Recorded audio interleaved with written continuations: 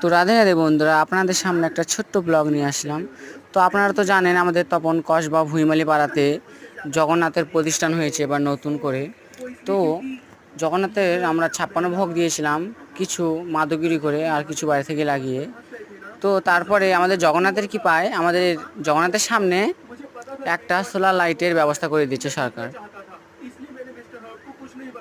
এই যে এইটা লাইটটা এখানে বসবে, আপনারা দেখতে থাকছেন, আপনারা দেখতে থাকুন।